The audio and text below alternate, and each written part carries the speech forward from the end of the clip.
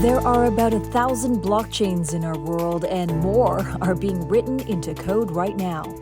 It's a star-filled sky, a sky filled of lots of galaxies and different planets. And if you don't have spaceships to be able to get between those galaxies or between those planets, they're all going to be lonely. But each blockchain is in and of itself its own system, which means moving back and forth between blockchains isn't as easy or as seamless as you might think. Until now. Coming up on Word on the Block, Ethan Buchman, co-founder of Cosmos, joins in to dive deep into those topics and a whole lot more.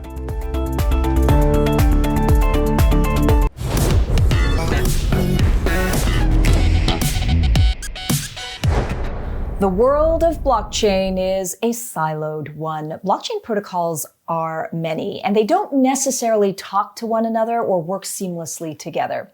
Interoperability, or rather the lack of it, is still a major stumbling block in creating a seamless blockchain ecosystem that can unlock efficiencies at scale. But there are projects afoot to create a platform of interoperability. And today we're going to dive into Cosmos, which calls itself the Internet of Blockchains. What exactly are they building, and what will an interconnected future look like? What are current day challenges, and how might this redefine how you and I work, live, and interact? Welcome to Word on the Block, the series that takes a deeper dive into blockchain and all the emerging technologies that shape our world at the intersection of business, politics, and economy. It's what we cover right here on Forkast.News. I'm Editor-in-Chief Angie Lau. Well, today we are in conversation with Ethan Buchman, who is the co-founder of Cosmos, and I'm super excited about this conversation because to talk to somebody who's creating the Internet of Blockchains, we want to know a little bit more about it. Ethan, thanks for joining us. Thanks so much for having me, Angie. Good to be here. Okay, so Cosmos, I imagine a star-filled sky. And so if I'm going to be a visual learner, I'm going to envision that image as you talk about the Internet of Blockchains. What is Cosmos? What is the Internet of Blockchains? What is the Cosmos protocol that you're building? Yeah, so, building on your analogy, it's a star-filled sky, a sky filled of lots of galaxies and different planets. And if you don't have spaceships to be able to get between those galaxies or between those planets, they're all going to be lonely. They're going to be doing their own thing. They won't be able to communicate. They'll be siloed off, like you were saying. And, Cosmos is both tools to build new galaxies, new planets, but also tools to build spaceships and connect between them. And, to bring that down to earth a little bit, we think about this very much like the personal computing revolution, that took place in the 90s and or starting even earlier, and the internet revolution that enabled those personal computers to start connecting to each other, right? It was one thing to just have a computer, but it was a very different thing to have a computer hooked up to the internet. And we think about blockchains in a similar way. You can think about a blockchain as like a community computer. It's a single computer for a whole community rather than for just an individual, right? And the community can, own it and organize around it and determine how it operates and send transactions to it and so on. And again, just having a community computer is a very powerful thing, but ultimately you want them to be able to hook up and connect to other community computers out there through standardized interoperability protocols, just like on the internet. And so in Cosmos, we've both built technology so that you can make new community computers, new blockchains, and there are lots of different projects building their own blockchains. But the nice thing about that is they're sort of automatically hooked up to this Internet of Blockchains through standard interoperability protocols that allow these different chains to connect to each other and to seamlessly talk to each other. It was just a few short years ago, Ethan, when the whole industry was really talking about which blockchain will rule them all. Do you remember that? Of course, yeah. Bitcoin, I was born into that. Yeah. Of course, we were all born into it, and we were taking it seriously. Yeah. Is it going to be Ethereum? Is it going to be Bitcoin? Oh my gosh. And then the maximalists are like, oh, and then, of course, the tribalism effect. We're not there anymore. We're talking about coexisting, right? Yeah. I mean, it's a lot like arguing in the 70s, whose mainframe computer is going to be the computer to rule them all. Is it going to be IBM's or is it going to be Dell's? The question doesn't even make sense anymore. You would laugh at it because now everyone has a personal computer. They're connected over the internet, right? And we'll see the same evolution in the blockchain space. Now, that's not to say that Ethereum and Bitcoin won't have, critical roles to play in the future Internet of Blockchains. I expect they both will. But we're entering very much a different world that Cosmos really helped pioneer, and create, which was this multi-chain reality and this interchain reality of many blockchains connected to each other over standard interoperability protocols. And so it's nice to see, people coming to terms with that reality now. All right, if we were to bring along some of the audience that might still be scratching their head, interoperability, Cosmos, Ethereum blockchain, Bitcoin, etc., what makes Cosmos different from a Bitcoin or an Ethereum, or maybe if they've heard of Solana? All of these protocols, the list is long, but how does Bitcoin and Ethereum differ from a Cosmos? Yeah, so with Bitcoin, the way to understand this evolution is with Bitcoin was a single blockchain with a single application that allowed you to move money around in a programmable way, right? So a slightly intelligent, smart money movements, right? And then with Ethereum said, well, that's not enough.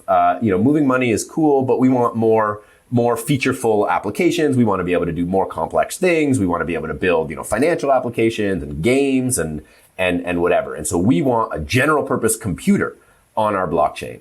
And Cosmos came along and said, that's a nice idea, but if I'm an application developer and I'm building an application on Ethereum, I'm going to find myself constrained by the Ethereum environment. Maybe there are aspects of the Ethereum programming language I don't like, or maybe the blockchain is too slow for me, or maybe there are other rules I don't like, or maybe it's going to upgrade in ways that are going to impact me in a way that, that doesn't work for my users or for my community.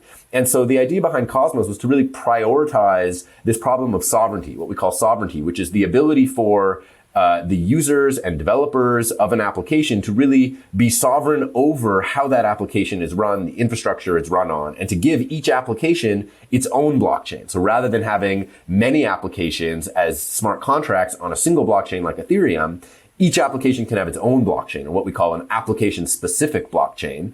And those blockchains can still be interoperable with one another using standard protocols like the one we've built, IBC, the Inter-Blockchain Communication Protocol. So it's really about giving application developers sovereignty, giving them their own blockchain, and yet still having them be interoperable with one another. So sovereignty and interoperability, that's the heart of Cosmos.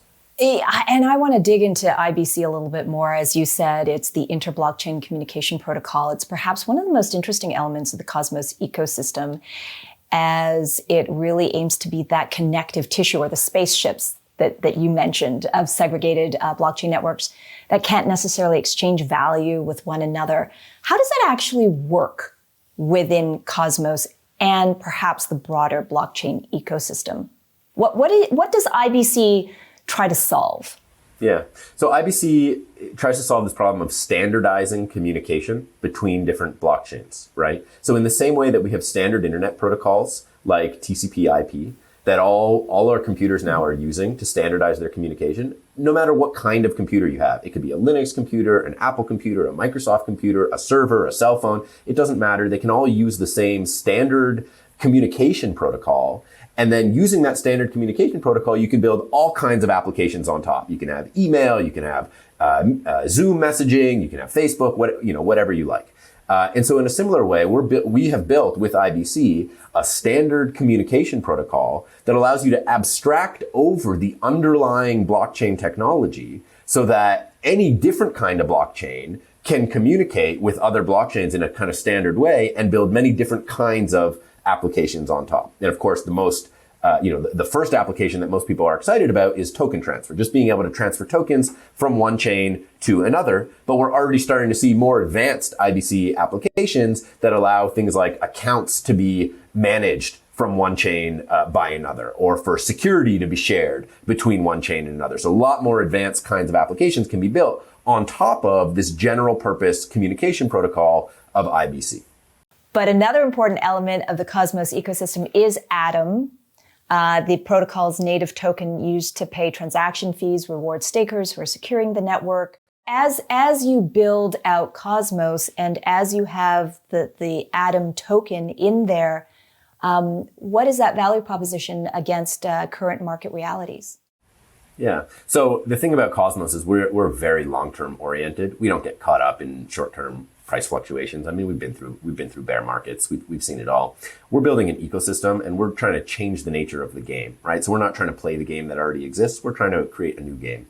And that has allowed us to be very, very focused on being, developer first, building tools, technologies that anyone can use however they like, with or without the Atom token, right? So there are many developer teams out there building blockchains using the Cosmos technology. Some of them are proud and tell everyone, hey, we're using Cosmos, we love it. Others kind of keep it on the down low. They don't want to know. They don't want other people to know that, they didn't build their own blockchain. They're just using the Cosmos blockchain. And then they can all connect over IBC to each other. Now, the Cosmos Hub is just one blockchain among the many other blockchains. It hosts the Atom token natively. And it's a blockchain that's being designed to facilitate and to support the success of all the other blockchains being built. One of the major features upcoming is interchain security, which I mentioned that will allow, using IBC, using this general purpose communication protocol, it will allow new blockchains to inherit security from the Cosmos Hub itself, which is, arguably the most secure chain in the Cosmos ecosystem at the moment, with the highest market cap, and it's been around the longest and the most integrations, and so on. So we think about the Cosmos Hub as sort of an anchor in this thrashing sea of blockchain innovation. You have different experiments, all kinds of financial applications and games and logistics and whatever people might be building and experimenting with. And the Cosmos Hub is sort of a stable anchor, that's prioritizing security and being conservative and enabling all the innovation to happen around it, but really trying to be here for the long term. I do want to note that Terra was built on Cosmos ecosystem, and Luna, the native coin for Terra, as we all know, imploded. A lot of wealth destruction there. To your point, you're the hub, you're the stable, the stable force, the stable platform. How were you impacted by Terra being on the Cosmos ecosystem, and what were those days like? Cosmos is very, very powerful technology, and with great power comes great responsibility. And Terra got to amazing highs, and at the same time, pretty substantial lows. And we all took a hit. Many people in the Cosmos ecosystem held Luna. I've held some Luna. So everyone, I think, was impacted in that sense. But at the same time, the fact that it was an independent blockchain meant that the other blockchains using Cosmos were sort of not necessarily directly impacted unless they themselves had exposure to Luna, which some of them did, but they were able to mitigate. So, on the one hand, it's quite a, tragic, unfortunate event, what happened. On the other, it demonstrates the sort of power and potential of the Cosmos technology, of this fault separation. In a way, you could think of it like Linux, right? Linux is very powerful, very general purpose technology. You can use it for a lot of things, but if someone builds something with Linux and that thing collapses, it doesn't necessarily affect any of the other, systems that have been built with Linux, and sort of a similar thing, very similar thing with Cosmos. So much to talk about. Hang on to that thought, Ethan. Time for a quick breather. When we come back, we're going to talk about the upgrades, the new products that Cosmos has up its sleeve, and all the challenges that come with it. When we come back, stay with us. After the break, empowering communities and rebooting local economies. One called Grassroots Economics, and they have this Sarafu currency there in Kenya, and they're spreading to other countries in Africa that we're working with. And there's a number of others that are building these mutual credit systems. And later, moving the needle on innovation in DeFi when Word on the Block returns. If you don't understand the future, you'll never see your place in it. Introducing Forkast Plus, covering all things blockchain, independent reporting, insights, and access from Asia to the world. We cut through the noise where technology, insights, and access meet, where smart conversations happen. Make friends with disruption. Forkast Plus.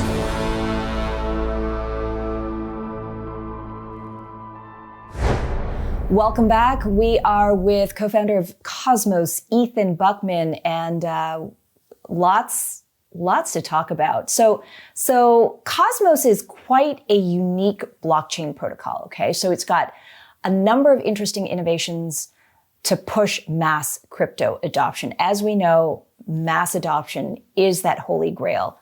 The challenges are great at the moment. What would you say they are? The challenges with adoption. There's still pretty serious user experience issues to overcome, managing your own keys and things like this. I think there's also a sort of bad rap in the media because things are so volatile and that, and people see, scams and things like that happening. So they kind of associate it. But that's kind of the case with any new technology. I mean, banking in the early days probably went through a similar kind of thing. I think, full scale real world adoption is still some ways out. But, we are seeing increasingly, large institutional investors and companies looking at crypto as an allocation on their balance sheet. We're seeing more and more entities look at blockchain technology as a potentially viable way to build, gaming applications and metaverse applications now. And then, of course, there's a huge amount of financial applications that are being built that are really pushing the boundaries of what it means to build robust financial systems. And obviously there's many things being built in crypto and in DeFi that are not robust. And we see those things, collapse quite dramatically and quickly. But there are things that are being built that you could consider more blue chip that really are robust, and that even despite, massive market volatility and commotion, they're holding up just fine, and they're fully transparent, and you can track them live and you can see exactly what's going on. And it's just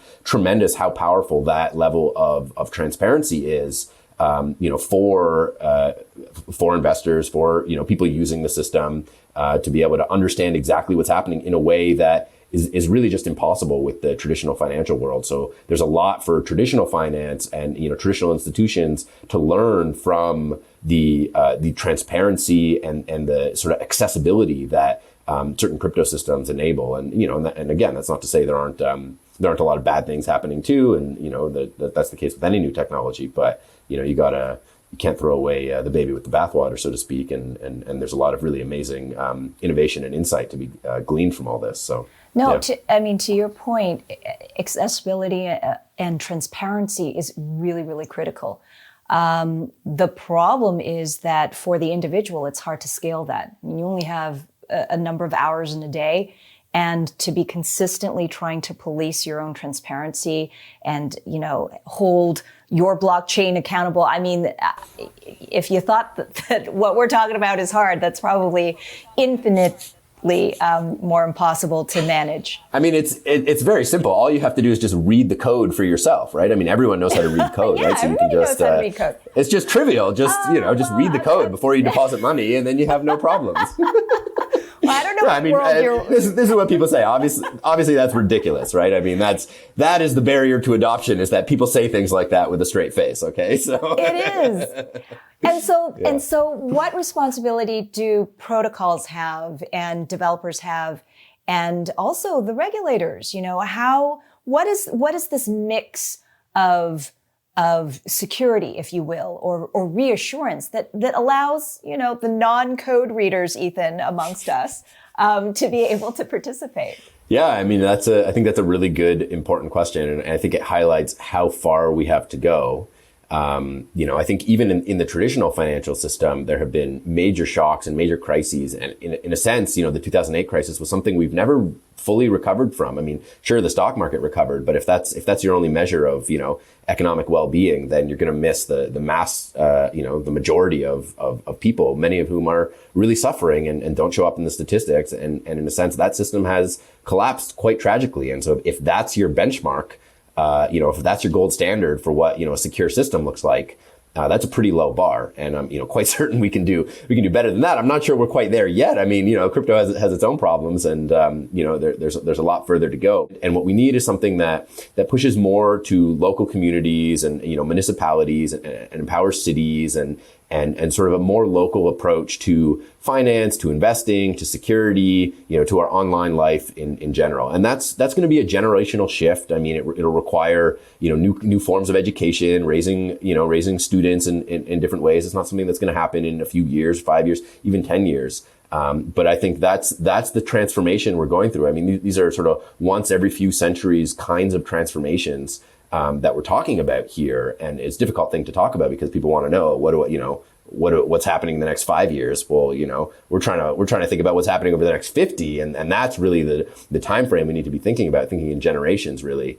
And that makes people uncomfortable, but that's really what this is about. And so it's a long haul, and it's hard to, try to plan in the short term when you're really thinking about such long-term things. And I think even in the crypto community, there's still a lot of naivete around, how we need to approach social organization. And people think it's just, it's a technical problem and we just build, these global cryptocurrency systems and that'll solve the world's problems or something. And, I don't think that's right either. I think that gets trapped in the same kind of like globalist thinking that's a real problem. We need much more locally grounded, community oriented, bioregionally aware solutions. And again, that'll take a generation to build, but that's what it takes to really do this right. So, yeah. Let's root some of these examples to the real world now. I mean, you shared some really interesting local applications of blockchain technology in the real world by local governments, local businesses. I mean, tell us about some of these. Yeah, so the examples I love that are really near and dear to my heart are ones that focus on really empowering community-based economics. And the best examples of these are mutual credit systems. So these are systems where you get effectively a cooperative of businesses together, you get them all to sign up to a common system, and you allow them to issue basically currency units that are redeemable for each other's goods and services and that are collateralized by their future production. So I'm a business, I do, $1 million in turnover a year, and so I can take out loans within this system, not from a bank, it's from this sort of network itself, of say, $100,000 and I promise to accept that currency, this, complementary currency for $500,000 of my own goods and services or whatever, right? So we can collateralize these loans with our own future productivity. And so there are examples of these systems. There's one called the Resource Network, in the US that we're starting to work with. There's one called Grassroots Economics, and they have this Sarafu currency there in Kenya, and they're spreading to other countries in Africa that we're working with. And there's a number of others that are building these mutual credit systems. These are on the ground, boots on the ground, working with real businesses, really trying to help support local economies in a way that, central banks and the sort of post-2008 banking system really has left behind. And so we're really trying to get down there and figure out how do we reboot local economies and use this technology in a positive way to support and enable them. And there's some really exciting results. And so that's what we're really focusing on. I love it. When we come back, we're going to dive a little bit deeper into DeFi, CeFi, and what the future holds, not only for Cosmos, but for all of us when we come back. On the other side, macro instability and crypto unwinding. More when we come back.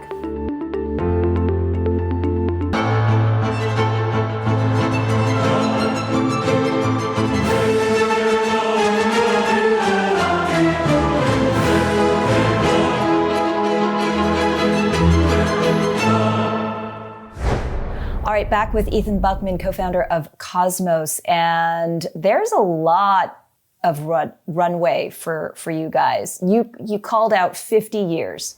How do you fund that? How do you how do you create an environment of growth, of innovation? How do you do that right now as the market feels a little nervous and volatile? How do you bring that to light for Cosmos? The real challenge is how do you think on the 50-year time horizon, but act and develop and strategize and plan on the quarterly, 1 year, 5 year time horizon, and that's something we're iterating on and learning. But we're really a lot of what I've been looking at is really trying to understand history a little better and reading on not just the last 50 years, but the last 500 or better yet 5,000, and really try to understand how to think in eons, how to think in generations, see how cycles of technology have changed in the past, how political systems come and go, how innovations happen, how revolutions happen, what the potential is for peaceful revolutions. But we're very grounded in the short term as well. We're building very real products that we can bring to the market this year or in the next couple of years. And certainly with Cosmos, we've been able to ship meaningful, usable products into the market basically every year that continue to get adoption, continue to build this whole new landscape of new kinds of products and innovation. But we're trying to be very focused, and values aligned. What is the world we're trying to create, and how do we make sure that we're always taking incremental steps that meet the market where it is today, but also push it just a little bit in the direction that we want it to go. I note that you guys are going to launch something called interchain accounts, a decentralized exchange where you wrap ETH or you wrap BTC. And so for those of you in the audience, that's essentially when another token is pegged to that crypto. But that means that it really means the movement of crypto is much more seamless than if I had to go to an intermediary, trade off what's the middle, exchange currency or crypto, and then move along on my day. So tell me how you think about decentralized finance, decentralized exchange, all of this in a Cosmos ecosystem. Yeah, I think there's been a ton of amazing innovation in decentralized finance. We've seen a lot of that on Ethereum. We're seeing more of it happening in Cosmos with the flexibility and the power that the Cosmos development environment gives you. Plus, the interoperability aspect of things means you can build new, interchain protocols like interchain token transfer, interchain accounts, like you mentioned, which is very powerful. People I think they're only just starting to wrap their heads around what interchain accounts will let you do, but it's almost like, it's like remote control, basically. Like when one computer controls another through Zoom or whatever, interchain accounts allows one blockchain to control another, or accounts on one blockchain to control accounts on another. So very, very powerful primitive that you can build all kinds of new applications on top of. The thing about DeFi for me is I think, a little bit it gets carried away with the kind of, let's say, casino aspect of things. There's a lot of focus on, on calling it decentralized finance, but I think of decentralization more as a means than an end in and of itself. The ends for us are really about, greater collaboration and accessibility. And so we like to think about collaborative finance or regenerative finance. Really, at the end of the day, it needs to be about enabling, sustainable growth in the world economy and supporting trade and supporting local communities to compound wealth and not just, siphon out wealth and extract wealth into, existing investors and so on. So it's really about rebalancing that relationship between the power and dynamics of capital and trade itself. And that's something that's been tremendously weakened over the last 15 years. And there's a lot of potential for crypto to improve, but, we're not seeing it in sort of the mainstream talk about crypto, but it is sort of happening on the sidelines, and sort of excited about this new breed of research and theory that's going to emerge out of the practice of DeFi in a sense. So that's pretty interesting. But, we need people to think about it and theorize about it properly and not just get carried away with, the sort of speculation and so on. Well, that's what we're experiencing right now. The speculation that's led to deleveraging, unwinding, and a lot of people say it's necessary for the long-term sustainability of the market. What's your view about what's happening now, and what does it set up for the future? I think we are seeing a very interesting scenario in a macro environment. I mean, there's a tragic war playing out practically in Europe, which is going to impact a lot of things. We're seeing, consumer prices skyrocket due to a combination of, supply chain issues with COVID and pent up demand and, and the war and so on. And I think that's put central banks in a really difficult position where they don't quite understand, what to do, and they only have one button, and so they push that button, which is to jack up interest rates, and then all kinds of havoc breaks loose, right? So I have a feeling they're going to break something pretty substantial in the fall, and it's going to be bad news.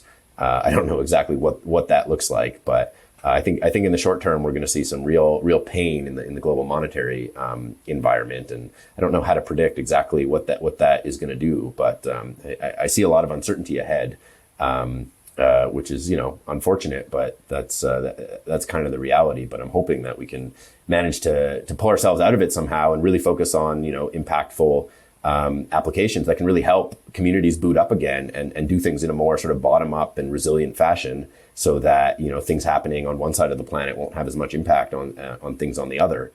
Well, if there's one thing that holds true is that we can have the ideas and we can be dreamers and we can think that we're innovating until we execute, and that's really all the difference in the world is who are the people who are executing on these ideas, and to create a platform that allows people to actually try to do it and to still interact with other projects, other sovereigns, if you will, other stars.